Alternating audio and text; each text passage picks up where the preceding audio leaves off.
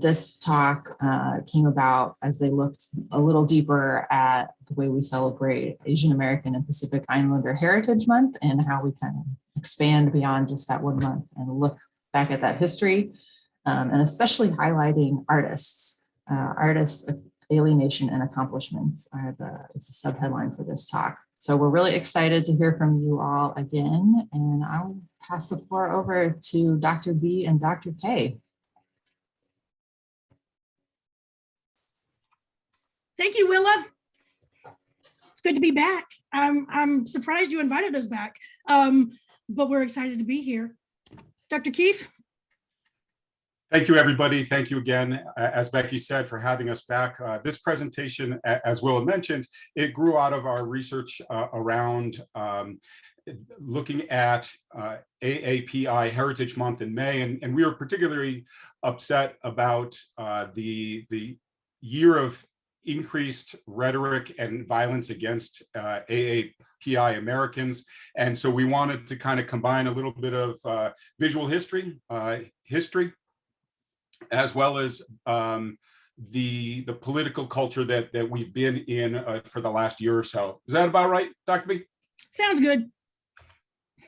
All right, as always, with every presentation we give, we want to give you a warning up at the front. There is potentially problematic racial imagery and language in this presentation. We don't use it gratuitously. We use it when we have to express an important point or to talk about a connecting issue. So please be aware of that.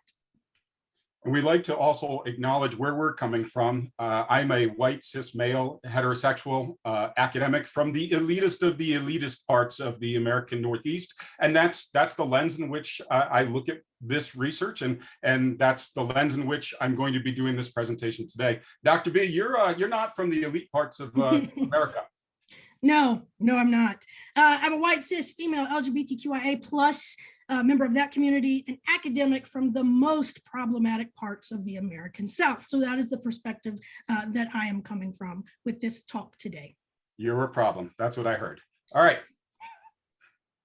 So when we look at this last year in particular, and the hate crimes that have been perpetrated against our fellow Americans, Becky and I were looking at this launch data.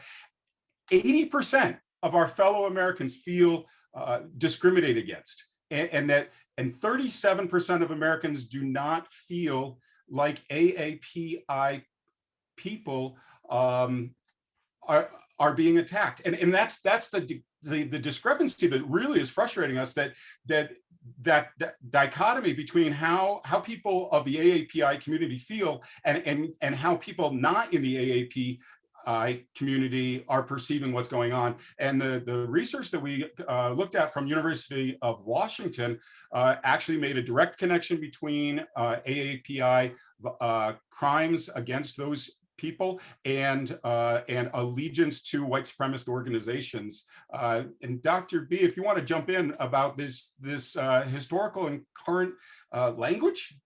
Yeah, absolutely. These are some of those problematic terms we'll be unpacking through this presentation. Ideas such as the yellow peril and the dragon lady and this myth of the model minority. And we're also going to dive into additional issues and problems that our culture and systems have placed on Asian and Pacific Islander women as well. And you see an image here on the left by an artist well represented in the UAMA collection, Rajashima Mura. The title is Lovers from 2015, and we will talk quite a bit about Rajashima Mura in this presentation, so stay tuned for that.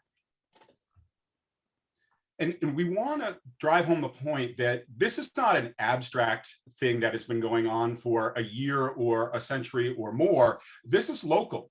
Here in Arizona, in February, a Filipino American was walking down the street and a man just approached him and struck him, and Falcon died 2 days later from blunt force trauma here in Arizona. This is not just in New York City or LA. This is here in Arizona. So this term, Asian American, AAPI, Why are there so many letters? What am I supposed to refer to this community as? Well, let's break that down first before we dive any further into this presentation.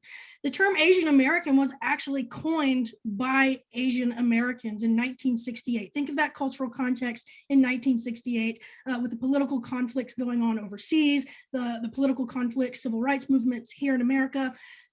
Students at UC Berkeley, Japanese, Chinese, and Filipino student activists established a group, and they call themselves the Asian American Alliance, right? And so they used Asian American as a term to create a sense of solidarity and to bring all these disparate identities from the Pacific Islands, from East Asia, from South Asia together as one so that they could coalesce and create their own community. The term Asian American and Pacific Islander, or AAPI, which is what is more commonly used today, really wasn't a term until 1997, when the census, looking back over their data, started to disaggregate to acknowledge the growing populations within each of these identities. So it's not just Asian American, even though Asian Americans coined that term, now AAPI is also a term that acknowledges the range of identities within this broad community. But we certainly don't want to monolith anyone. And again, even though Chinese, Japanese, and Filipino students said we are calling ourselves Asian American, that was 1968, right? Populations have grown. We've had more immigration from other parts of South Asia, East Asia, and the Pacific Islands. So we have to be careful. And in this presentation, we try to be very careful to not present these peoples or these cultures as some sort of monolith. AAPI tries to incorporate them all, but that doesn't mean they're all the same by any stretch of the imagination. And as much as we're trying not to fall into that trap, Becky, of a monolith, I just need to go back to 1968, where the term Asian American comes from. YURI ICHIGO, who was the person that's credited with coining the term, like, isn't that what he was doing himself, though? He was creating kind of a monolith in a sense for solidarity purposes. Yeah, one could argue that. I mean, to bring all these communities together under one umbrella is what they were trying to do. But again, acknowledging that not all those cultures are the same, though they fall under that same umbrella.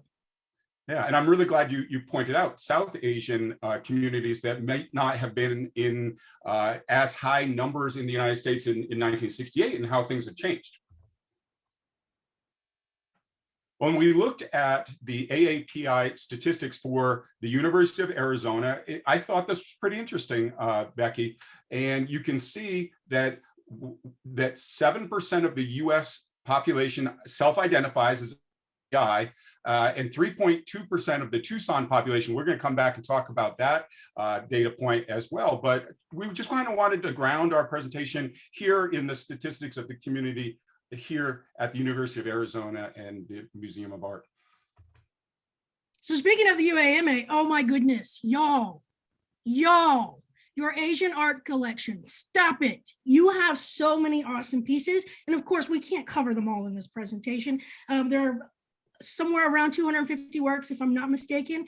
And these 3 works, Tang Dynasty China, one of my favorite periods in art history. So I had to include a tomb figure. You've got textiles, you've got furniture. You also have really important modernist and contemporary artists from South Asia, such as Bendre here, and artists from India. But again, we can't cover them all, but we will be acknowledging several works within the collection. But please, docents, visitors to UAMA that are with us today, check out these works that are, for space reasons, I assume, not always on display, but they are there and they are so cool to look at. No, they're there.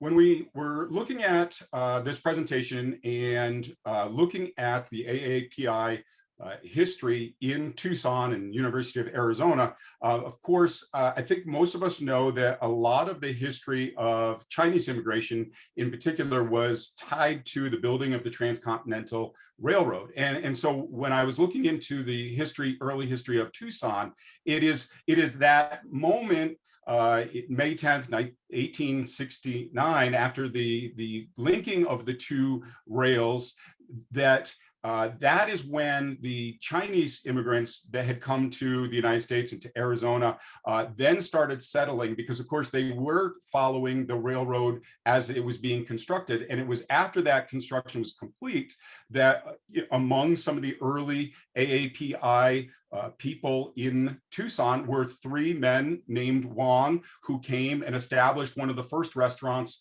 one of the first Chinese restaurants in Tucson, the OK restaurant, over at the Church Plaza in Messiah Street. And you can see there's an old image of what that Church Plaza would have looked like. But there's problematic history as well. In 1901, Arizona passed a law prohibiting Chinese people from marrying Anglos, which when we saw that statistic of 3.2 people in Tucson self-identify as AAPI, it's interesting to me because we have had over 100 years of pretty significant intermarriage between the Mexican community in Tucson and the Chinese community in Tucson because of that 1901 racial segregation law.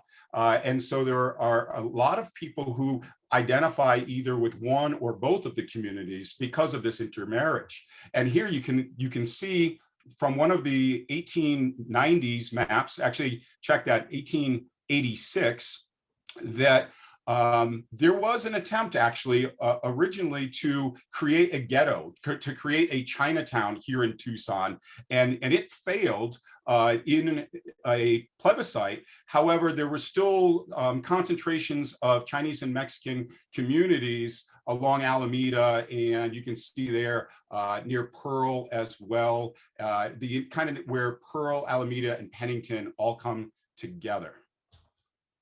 Woo, Becky. Love me some Tucson local history. Oh, yeah. So let's talk about the history of anti-Asian. I always struggle with this word, being against immigration. How about that? So what we're going to talk about is really these laws, and then we're going to look at some visual culture in relation to these laws and the effects of those laws. But really, we're talking about nativism.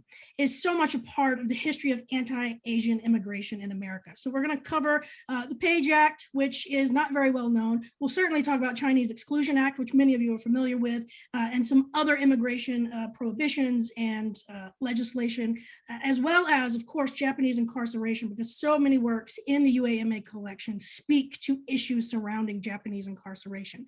And this presentation we are presenting is really through the lens of Edward Said's ideas on othering, and also a feminist perspective when we get to the Page Act. And we will look at some contemporary sort of reverberations, if you will, of the model minority myth. But I want to take a look at this image on the right here really quickly from 1881. This is from the WASP. And of course, that was a pro-Anglo-Saxon American publication in the 19th century coming out of San Francisco. And you notice the female figure sitting in the chair surrounded by nagging children, the three troublesome children, it says, and then the representation of Uncle Sam in the background reading his newspaper about politics. Well, the symbol of America, the woman, is surrounded by a Chinese child hanging off of her sort of right side, a Native American child sitting on the floor, and then the Irish sitting on her lap as well. And so this gives us a nice sort of starting point, right? That this history of anti-Asian immigration is also tied up in anti-Indigenous propaganda and sentiment, as well as anti-Irish at the time as well.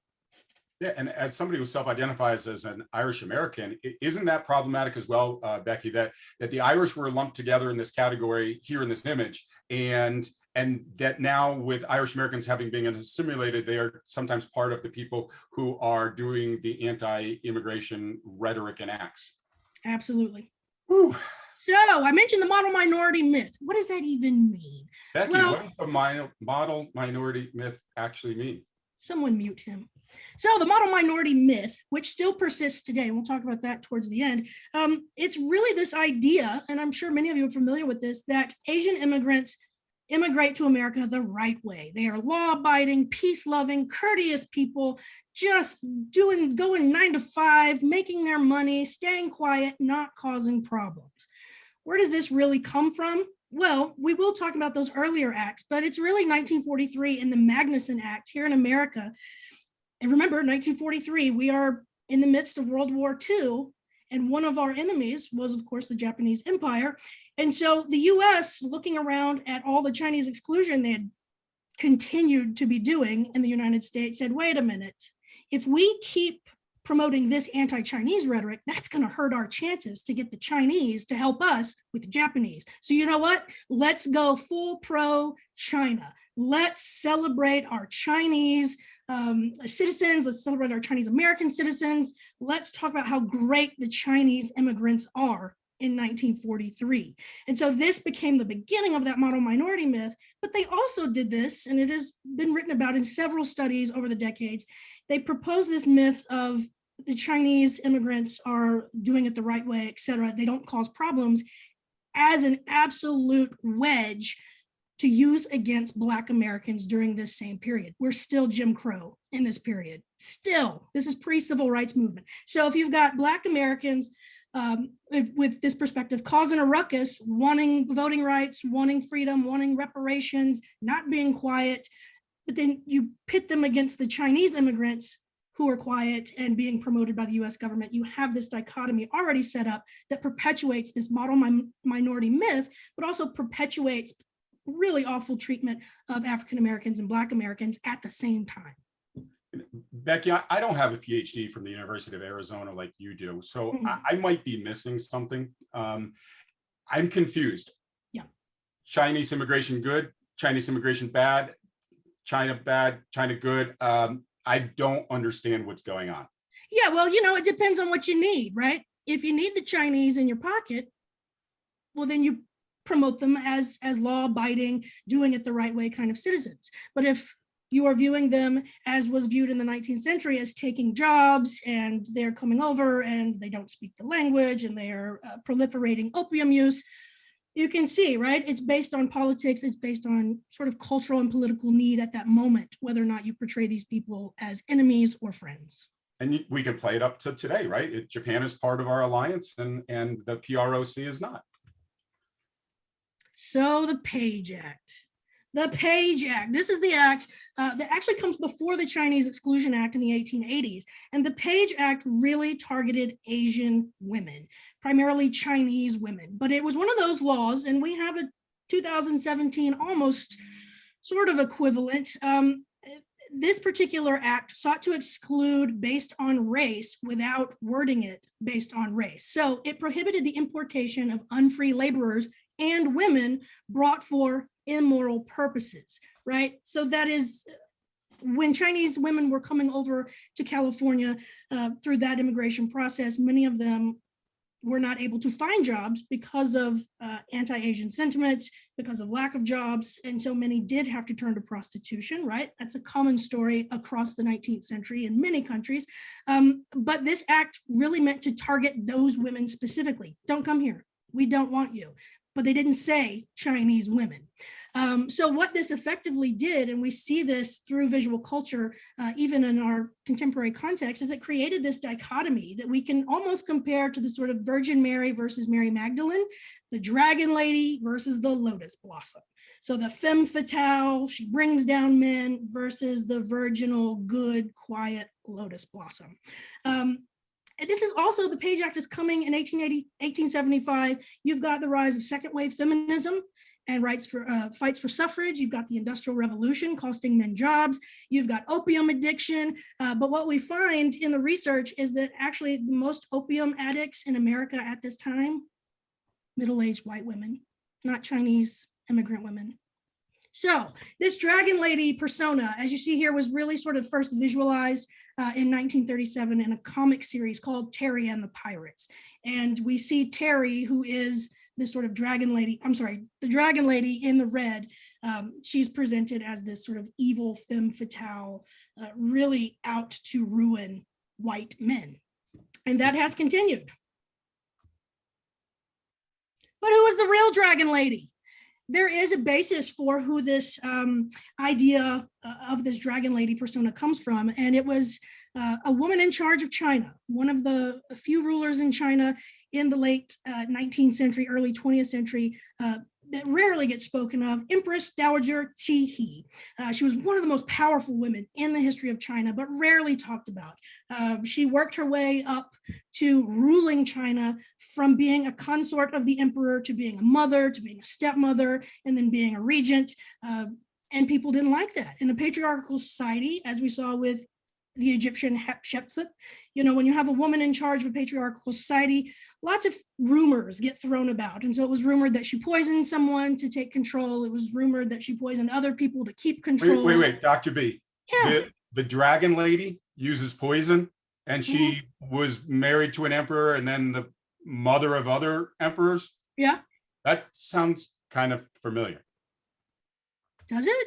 Oh, yeah. Oh, Game of Cersei Thrones. Lannister. Yes, absolutely. The dragon lady persona, starting with the 19th century, the Page Act, anti-Asian phobias, right? It's still with us today, just in different forms.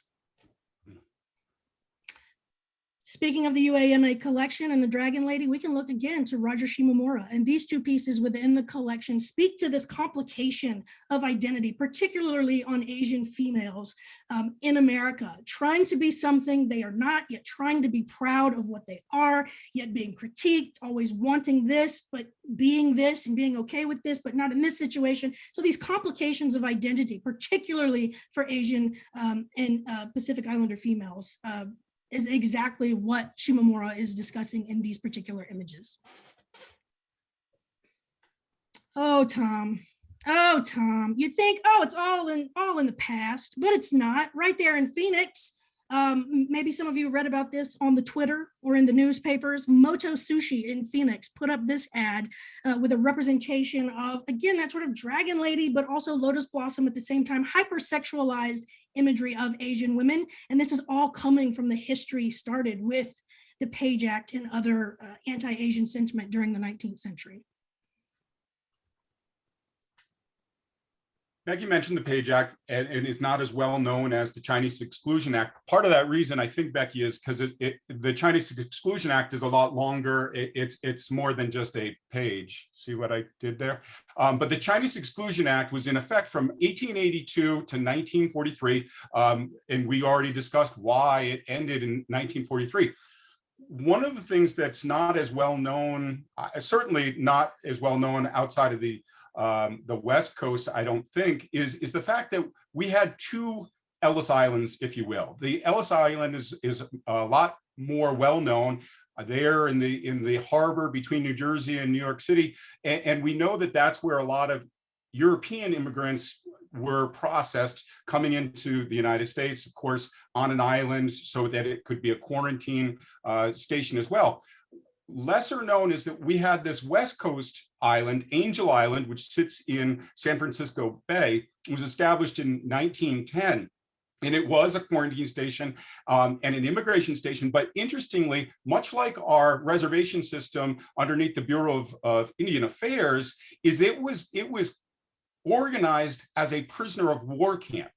That is, that the people who were coming to this country to improve the quality of their life were being processed at a POW camp.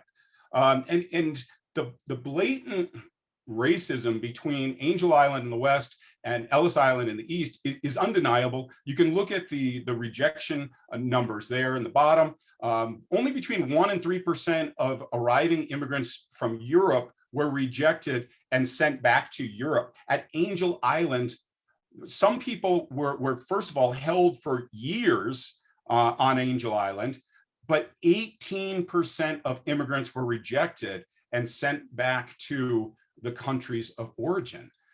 And Becky, what is going on in the image on the right? Oh, this image. I know it drives you crazy for multiple reasons. But yeah, I mean, the images like this that are blatantly, overtly racist were everywhere. In many news publications, we'll see some from Harper's Weekly, from Time Magazine. This one is from Harper's Weekly as well in the 1880s. And the title is Yellow Peril. We're not even disguising it. We are calling these Chinese immigrants the Yellow Peril. And if we open this bottle, this big genie of this very sort of monster-esque looking Chinese immigrant, we're just going to be overrun. Becky. Yeah. Genies. Yeah. Yeah. I believe genies are part of Arab culture and mythology. Yeah. Oh, yeah. So, I mean, it's one thing to be racist. They're what, ignorant racist? Is that a thing? Like, oh my. I think that's a little repetitive. Yeah, repetitively redundant all over again. Here's an image of Angel Island sitting in San Francisco Bay. And the people who were held there, as I said, for years, some of them, they carved into the stones poems. And some of the descendants have gone back and added more quotes and memorials to what's now a national park. There's an image on the right of what the inside of one of the detention centers looked like. But Beck, I got to read you this poem. America has power, but not justice. In prison, we were victimized as if we were guilty. Given no opportunity to explain, it was brutal. I bow my head in rejection, but there's nothing I can do. I don't know what to say. These laws that were put in the books, the immigration acts of the 1920s, they are systematic racism. We have the national origins formula, and it specifically bases immigration on the people who are already here. So if there was a racial division before, is specifically 1890, and immigrants can only come in a quota format to the people who are already here, you then have a systemized set of racism in your immigration laws.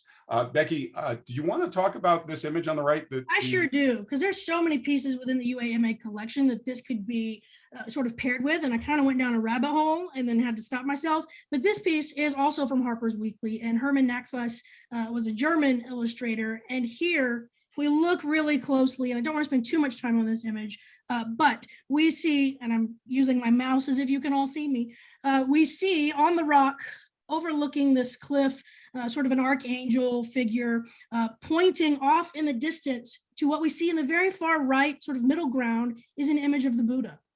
And the caption here is really protect what we have, protect America. And what do we have here? If you look right above the crowd, you can just barely make out the Christian cross. And so these are not only immigration laws that are systematically racist, but it's also bringing in religion and fear of Asian religions and lumping them all together as Buddhist, even though we know there are multiple philosophies and belief systems within the AAPI community.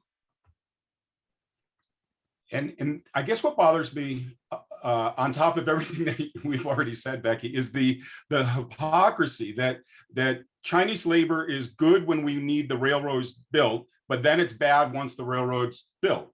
And in Hawaii in particular, actively recruited Japanese immigration to work for the Big Five plantations, and actively encouraged Japanese immigration, and then, as we know, winds up later presuming that all Japanese immigrants and Japanese Americans are somehow secret agents of the enemy. The United States government in 1931, when it was building the Hoover Dam, put into employment contracts a ban on Mongolian labor. And here in Arizona, Chinese immigrants could work in the copper mines, but could not stay in town overnight. It's this abuse and exploitation of immigrant labor. Yeah, and again, this proliferation of imagery speaking about Asian identity, this image from 1872 on the left of an Asian man looking at a wall saying, beware of the yellow peril, beware of my own self. I am an enemy. And again, Rajashima Mura and his explorations of the socio-political impacts of identity and ethnicity with this particular work, again, called Lovers, right? With the Asian man on the right, looking at this idealized representation of what America is supposed to be based on America's definition because of these laws telling him and other AAPI citizens and immigrants that they are less than, that they are still the peril. And again, right? They were everywhere. And we do have some connections to today in terms of immigration. And there was a proposal to build a wall to keep Asian immigrants, particularly Chinese immigrants, out of America. We see that in the image on the left. And then we see the image on the right. Notice communists, nihilists, socialists, all of these people are welcome, but not people from China. And here's that image you're talking about, this continuity. Absolutely. it seems like there's a double standard against AAPI members of our country. And yet, Becky and I, we went back and we're looking at the history of service.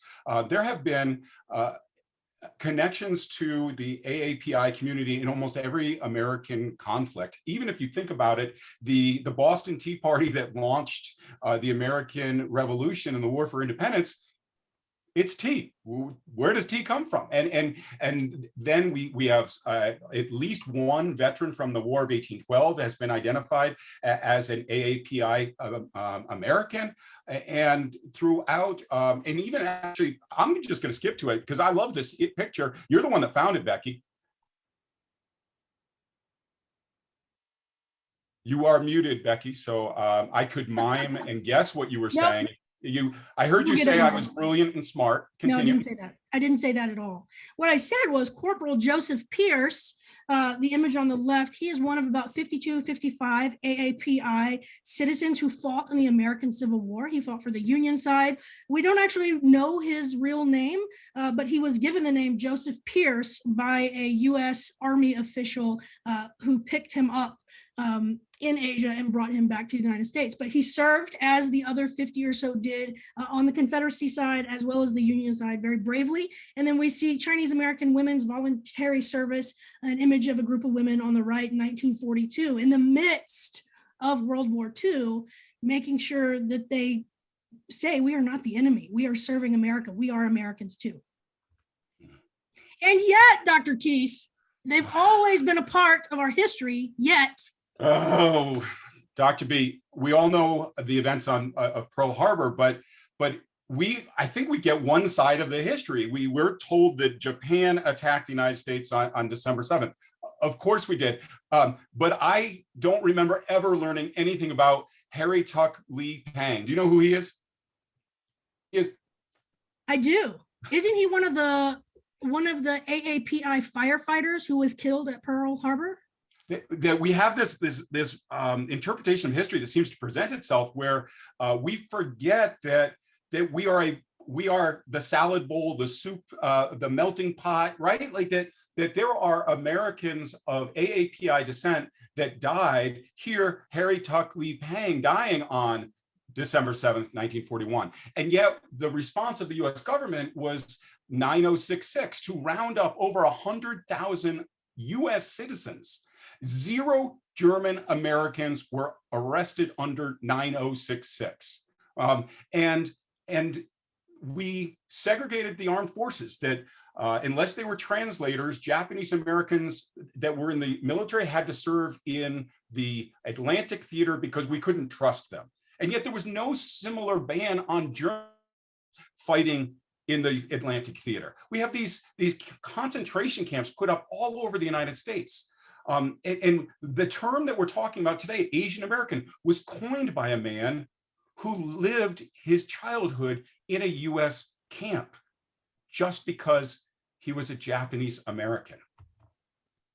The First Lady Eleanor Roosevelt visited, look at the smile on her face while she's visiting the Gila River War Relocation Center here in Arizona, where 18,000 Americans were housed on a reservation within a reservation. Don't get me started on that, Becky, that the relocation center was put on an indigenous reservation without the permission of the indigenous leaders on that reservation. Here are Japanese Americans doing a Thanksgiving Day parade while they are incarcerated under gunpoint. Here in the Gila River War Relocation Center, we had artist George Hashida, Staff Sergeant Keizo Otani, the Karate Kid actor, Pat Moretti, and even the mother of the Tokyo Rose was going to be housed here in Arizona. She died en route. But I want to tell you about Staff Sergeant Otani. He grew up in the United States, had his freedom taken away, was incarcerated here in Arizona. And then when he was old enough, he joined the United States forces and he fought in Italy. He died in Italy. He got the second highest medal. And in the 1990s, they did an audit of Asian American Pacific Islanders who received medals in World War II to compare them to European Americans, and they realized he was eligible for the Congressional Medal of Honor, which he then received in the 1990s after his death. There were 2 camps in Arizona, 18,000 on one and 13,000 on the other. I think I misspoke earlier. So let's bring it to some art. Let's bring it to some works in the UAMA collection, because as I said earlier, so many artists within this collection can speak to these legislations and the incarceration of Japanese and Japanese Americans.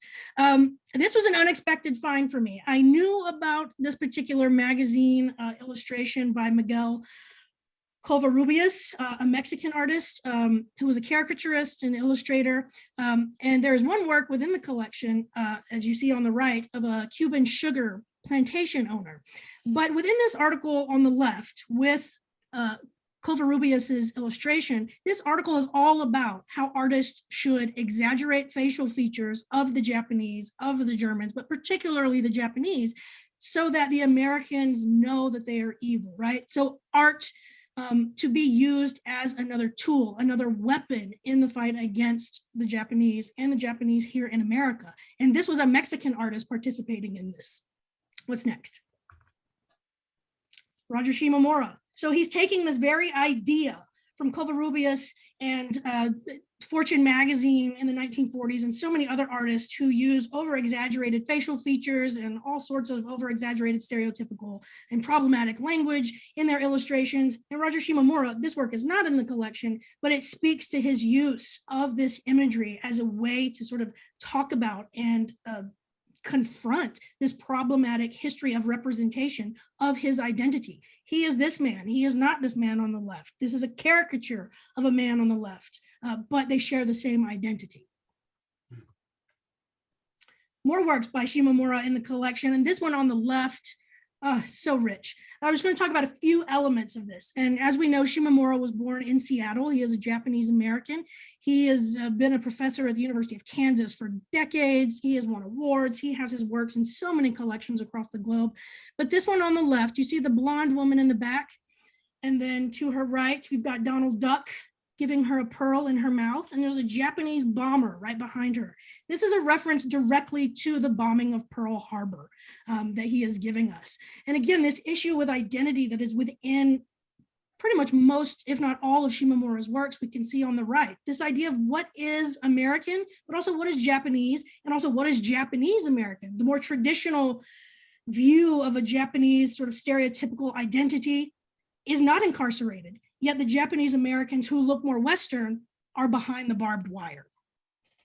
And I just have to bring up Fred Korematsu, because the extent that he went to not be put into one of those internment camps during World War II, he tried to not look like the enemy. He went and found illegal doctors to perform surgery on his face to try to make himself, quote unquote, not look like the enemy. And he was ultimately captured. He sued, he got lawyers, and he said, "You can't do this to me. I'm an American."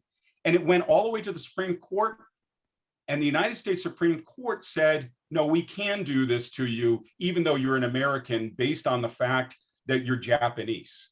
And it took decades for this to be undone. It wasn't until the 1990s when Bill Clinton gave Fred Korematsu the Presidential Medal of Freedom that we had this. And if you remember Ronald Reagan in the 80s signing the Japanese compensation legislation as well, that we finally had this national moment of reconciliation to a degree.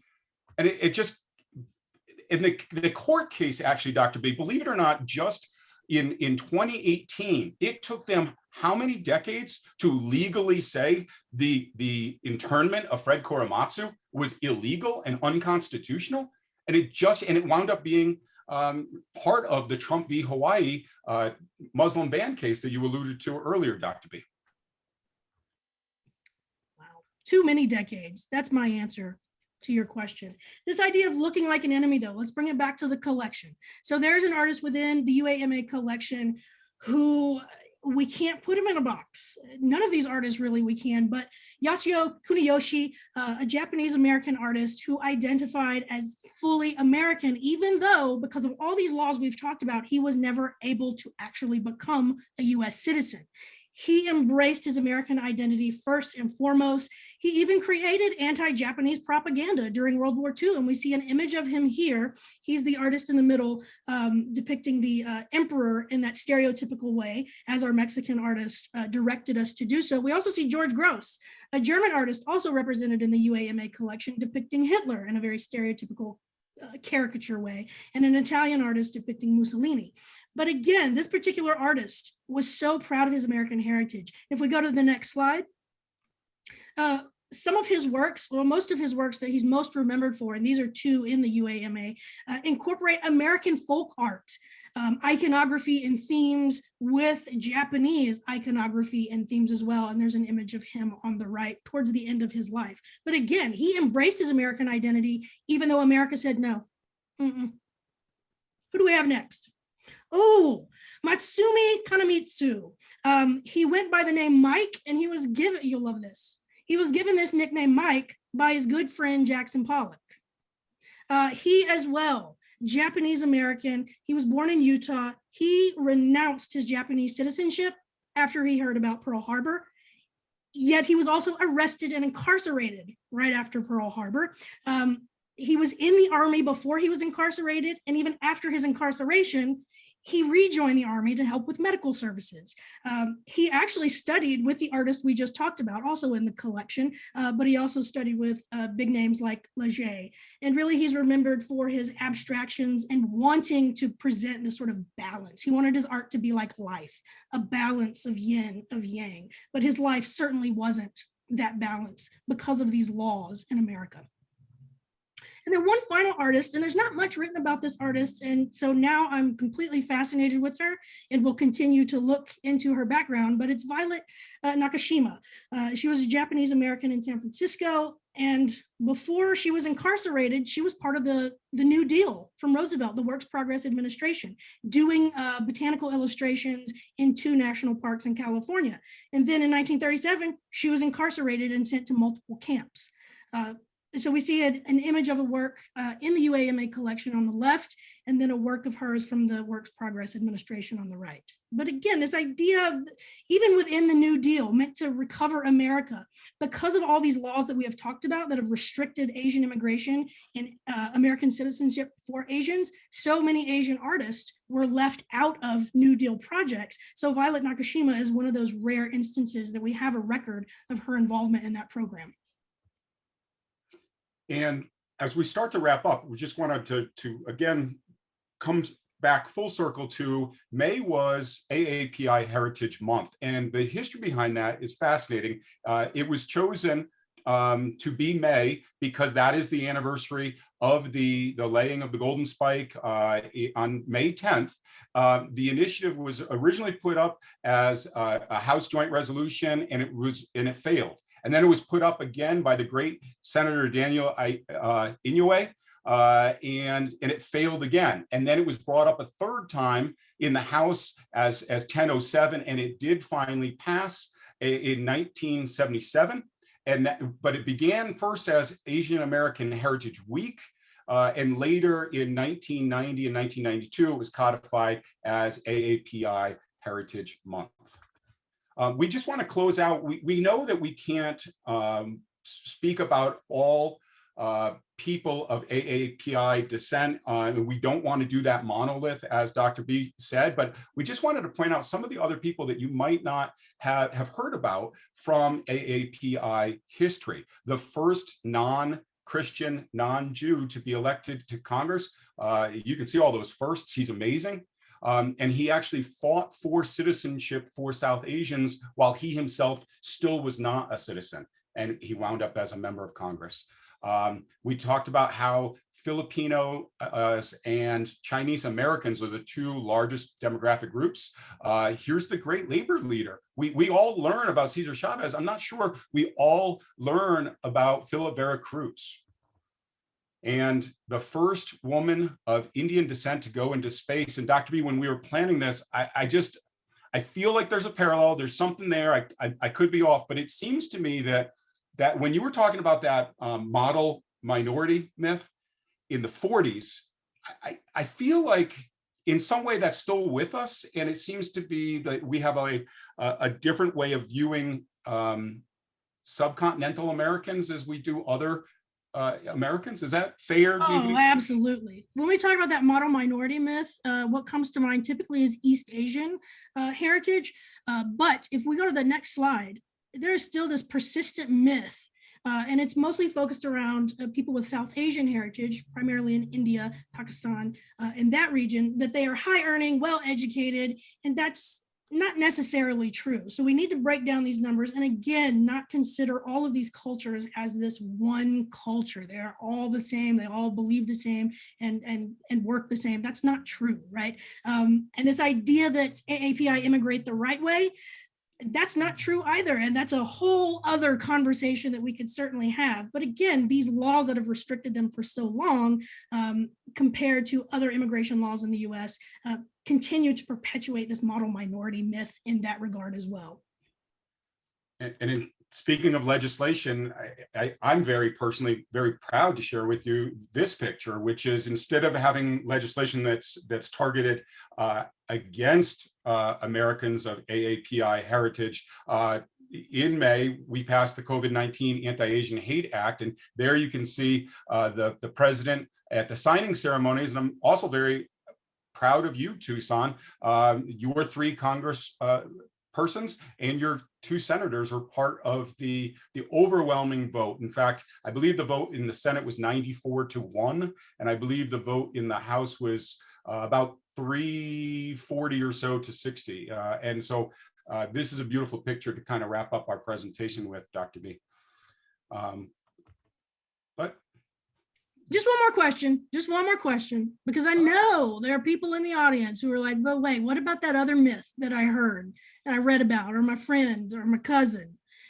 All of this that you look at behind this red text, forget it, it's garbage. Do your research. They are not a monolith. These myths are coming from decades, if not centuries, of misunderstanding, misrepresentation, and in many cases, overt racism. So please, no, they're not a monolith, and let's do our research. Thank you, everyone. We certainly welcome any questions or comments. We are happy to answer them.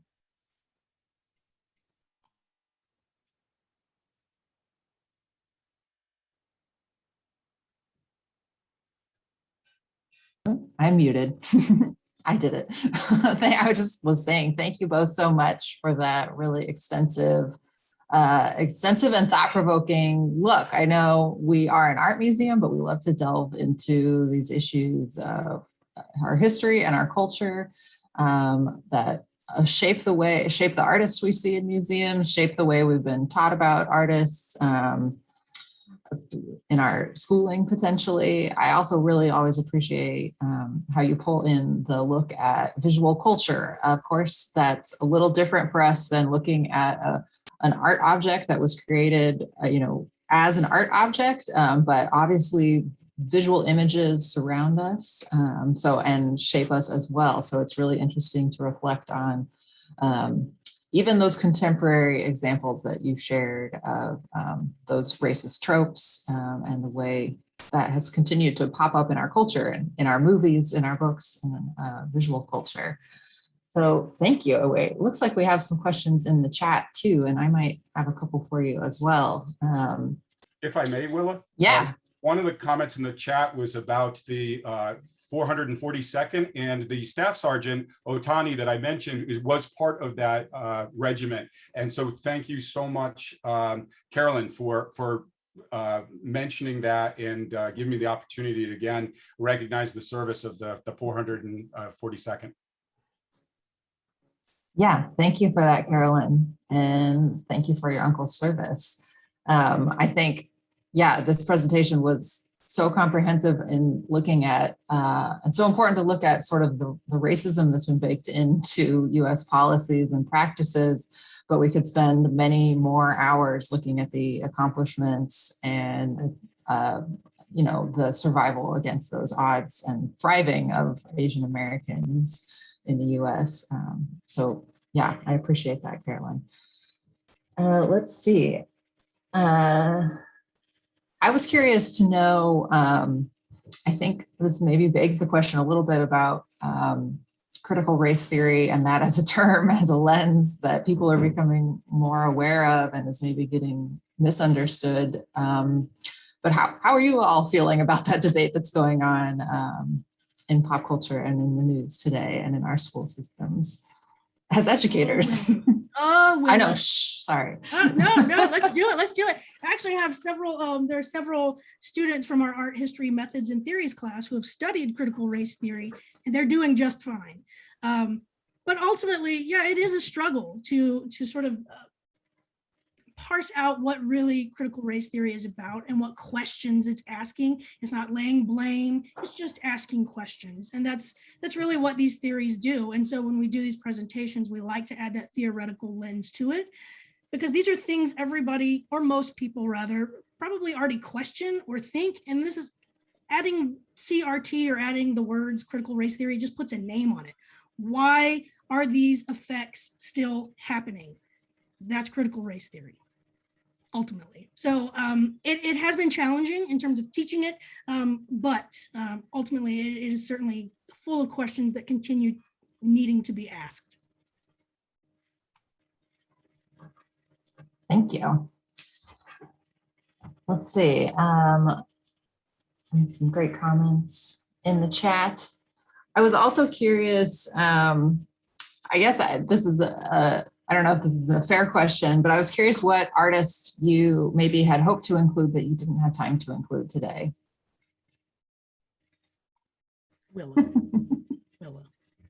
I want you all to know we cut at least 15 slides with the last hour. Yes. Well, I knew you would, so that's why I always ask. Oh, there were so many, just, you know, the ancient objects are really, those are the ones that get me going. The representations of the Buddha and the Bodhisattvas that are within the collection. There was a woodcut print that we cut just at the last minute, an artist in your collection who really focused on traditional techniques of printmaking and traditional iconography of Buddhism, and a really important Japanese modernist artist in his own right. So many, but I really wish we could have included more ancient objects. But this topic of the ongoing Asian hate and violence against AAPI, it's too important to not talk about. And if I can, I'd like to frame it too. If you look at the collection here at the museum, you'll see a lot of it, it begins in the mid to late 19th century. And that's because that's when Rhode Islander Commodore Oliver Hazard Perry brought the fleet to Tokyo Bay and at gunpoint forced Japan to open up to the United States and to the West as a whole. And so when we talk about in the chat, you can see Carolyn was mentioning her grandparents who were brought to, who came to Hawaii to work on the sugar plantations, that both Chinese immigration, Japanese immigration, and other AAPI immigration, the United States wanted that for labor, but then turned around and then wanted to turn it off. And there's a hypocrisy there, right? Dr. B, did I mention Matthew Commodore Hazard Perry was from Rhode Island? Unfortunately, yes. We have a Rhode Islander here today. Yeah, another, you touched on this, but something that I found so interesting is kind of the wealth of artistic and creativity that continued even through Japanese incarceration during World War II, from printing newspapers to continuing bonsai art, wood carving, drawing and painting, and a plethora of other things. Some of those artists, like you mentioned, Matsumi Kanamitsu, the wood carver, George Nakashima, who became so renowned, all unfortunately had that experience of incarceration and continued to mentor other artists and continued that dedication to their craft. So it's incredibly commendable. And when you look at them compared to their peers who may have had more notoriety, for example, Jackson Pollock, compared to Mike Kanamitsu, but really kind of I don't know, the depth of their creativity in the face of those obstacles. Yeah, absolutely. And there is I won't say plethora, but have been quite a few exhibitions of Japanese incarceration art that have traveled around the nation, and wonderful works of, embroidery, other forms of textiles speaking to their Japanese heritage, woodblock puzzles that were made by children and used to, continue those stories of their family and of their heritage while they were being incarcerated. So there's wonderful examples all around. And even from the UAMA campus, Ansel Adams, though he wasn't Japanese American or incarcerated, his photographs of some of the camps are really important documents as well. But certainly those objects made during the incarceration experience, and that word is too light for that, are absolutely will. They're testaments to this need for our identity and our heritage to continue, even if it is considered problematic by so many others, the way these artists were able to hold on to it and express that. Yeah, I can't remember if I mentioned this before. We let everyone in from the waiting room, but I'm currently in Olympia, Washington, and if anyone is in this region for several more months at the Pacific Bonsai Museum, there is an exhibition right now devoted to bonsai artists that were incarcerated, including even some bonsai that were germinated in camps, and continuing that tradition. So yeah, it's an ongoing story, and I encourage all of us, there's more to this story, to keep looking kind of for the next step is what you've pointed out, the ways in which we, the racist policies, but then what has happened since then. So I think it's a great opportunity for additional programs down the line, looking at the legacies of Asian American Pacific Islander artists. Right. I appreciate everyone's comments in the chat and this conversation. So if anyone has any other questions, feel free to, we'll linger for a couple moments, and feel free to reach out to me or also Dr. Keefe and Dr. Black. I'm sure they would welcome your comments and any other questions you have about anything covered today. As they mentioned, there are a lot of Asian or artworks by Asian artists and Asian American artists in the UAMA collection. And so we are always welcoming researchers, students to get in touch with us if you're interested in learning about those objects, and keep an eye out. For instance, you'll be able to see Kanamitsu up on view when the museum reopens in our permanent collection. But yes, there's, as usual, of the 6,000 plus objects that we have, we can only show a fraction at once, but we do try to show as many as we can and rotate through to get a sampling. Yeah, all right. So a lot of thank yous for an excellent presentation today. And thank you to all of you for joining us again for this talk. We hope to see you maybe at trivia this Thursday and hopefully at our next talk in the summer series in August. So I will leave it there, and thank you all for joining us, and I hope to see you again very soon. Thank you.